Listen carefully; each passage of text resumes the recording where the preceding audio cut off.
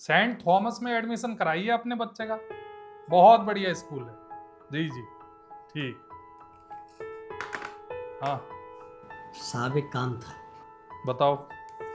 ये मेरा बेटा है, पढ़ाई लिखाई छूट गई है इसकी, तो मैंने सोचा अपने साथ फैक्ट्री में काम पे लगा लूँ, लेकिन फैक्ट्री वाले कह रहे हैं अगर मैं इससे काम कराऊंगा तो बाल मजदूरी होगी। हाँ तो सही कह रहे हैं वो। एक बात बताओ, ये बच्चा इतना छोटा है, इसकी उम्र है पढ़ने की, तो इसे पढ़ाना चाहिए। तुम कहाँ कारखाने में घुसा रहे हो उसे? साहब इच्छा तो हमारी भी है कि इसे पढ़ाएं, लेकिन मजबूरी है। अरे भैया मजबूरी है तो सरकारी स्कूल में पढ़ाओ ना। सरकारी स्कूल तो बंद हो गए ना साहब। बंद हो गया? हाँ साहब, हमारे गांव में एक प्राथमिक विद्यालय था जिसमें ये पढ़ता था, वो अभी बीच में कई सारे स्कूल बंद हुए ना, तो उसमें वो भी बंद हो गया। बंद नहीं हुए वो स्कूल, वो मर्ज हुए हैं आपस में। मर्ज हो गया? अरे भैया देखो, अभी हुआ क्या है ना, काफी स्कूल ऐसे थे जहाँ पे टीचर कम थे, या कुछ स्कूल ऐसे थे जहाँ बच्चे कम थे। तो सरकार ने क्या करा, उनको नुकसान हो रहा था, तो उन्होंने 3-4 स्कूल आपस में मर्ज कर दिए, ताकि जो शिक्षक और छात्रों का अनुपात है ना, वो बराबर हो सके। समझे? ये गांव के स्कूल में जाता था क्या? हाँ साहब। हाँ तो फिर जाओ अपने गांव के प्रधान से पूछो, उसे पता होगा कि कहाँ के स्कूल से मर्ज हुआ है, वहां जाके पढ़ाओ इसको। उससे तो नुकसान हो गया ना साहब। किसका नुकसान हो गया? हमारा। साहब अगर स्कूल दूर होगा तो आने जाने में परेशानी होगी ना साहब। अरे भैया तो तुम छोड़ के आओ ना, दुनिया जाती है अपने बच्चे को स्कूल छोड़ने, तुम भी जाओ इसे छोड़ के आओ सुबह। मैं तो 6 बजे काम पे चला जाता हूँ साहब। तो इसकी माँ को बोलो, वो जाएगी। इसकी माँ अपंग है, चलने में दिक्कत होती है उसे। अरे भैया तो तुम क्या चाहते हो, सरकार जाके तुम्हारे घर से तुम्हारे बच्चे को लेके आए पढ़ाने के लिए? हैं? प्यासे तुम हो, ठीक है, तो कुएं तक तुम्हें जाना पड़ेगा, सरकार नहीं जाएगी तुम्हारे घर। साहब स्कूल के बाहर कई लाइनों में एक लाइन लिखी हुई थी कि 6 साल से 14 साल के बच्चों को शिक्षा फ्री है। हाँ तो शिक्षा फ्री दे तो रही है सरकार, पैसे मांगे तुमसे, फीस ली इस बच्चे की? नहीं साहब, फीस तो नहीं ले रही है सरकार, लेकिन अगर स्कूल दूर होगा तो आने जाने में किराया लगेगा साहब, और मौसम खराब होगा तब भी बच्चे को खतरा होगा। बारिश आंधी तूफान इन सब में बच्चे को दिक्कत होगी।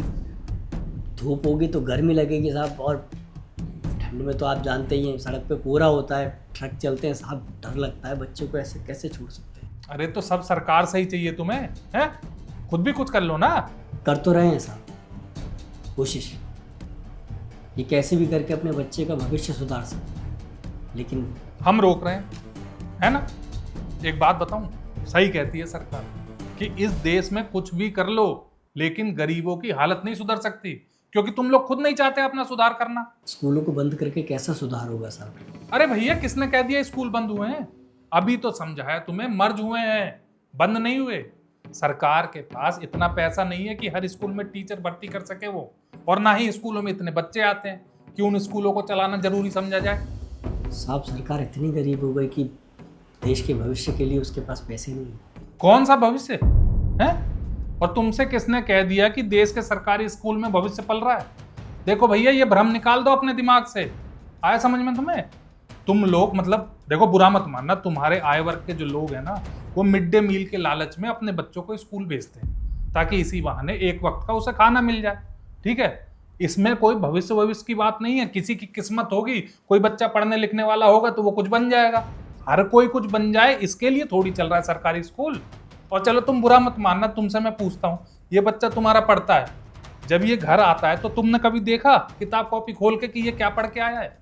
साहब अगर इतने पढ़े लिखे होते तो संघर्ष थोड़ी ना कर रहे होते। बस रो दिया तुमने अपनी गरीबी का रोना। यही तो प्रॉब्लम है तुम लोगों के साथ, किसी बात का लॉजिक समझाओ तो अपनी गरीबी को आगे कर देते हो। एक बात बताओ, तुमने कभी किसी नेताजी को नहीं देखा क्या रोड पे खड़े होके फोटो खिंचाते हुए झाड़ू लेके?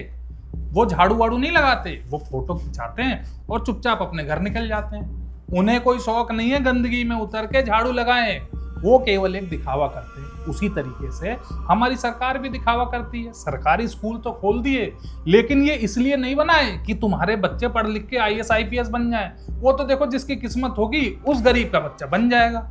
समझे? हाथी के दांत, दिखावा, यही चलता है हमारे देश में। मतलब साहब हम ये मान ले कि आज भी हम वहीं खड़े हैं जहाँ से हमारे बाप दादा चले थे। साहब आपसे एक विनती है, अब जब स्कूल मर्ज कर ही दिए हैं तो सरकार से कहिए ना, जो स्कूल खाली रह गए हैं उन बिल्डिंगों में छोटे छोटे कारखाने खोल दें, क्योंकि खाली पड़े पड़े कुछ ही दिनों में ढहने शुरू हो जाएंगे। अब सरकार का पैसा तो लगा ही है ना उसमें, क्यों व्यर्थ जाने दिया जाए।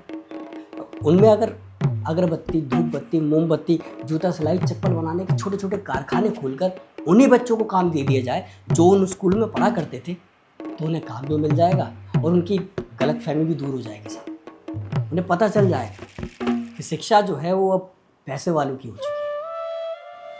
वो सपने देखना बंद कर दें कि गरीब का बच्चा एक दिन पढ़ लिख के अमीर के बच्चे के बराबर में खड़ा हो जाएगा।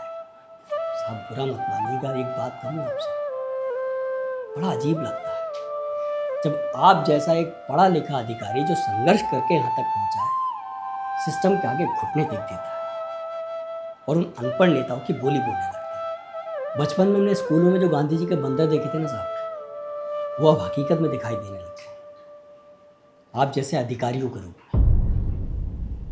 साहब मेरा बच्चा अपनी मर्जी से पढ़ाई नहीं छोड़ रहा, सिस्टम ने उसे मजबूर किया है पढ़ाई छोड़ने। ये बात मैं हमेशा याद रखूँगा। और ये भी चलिए।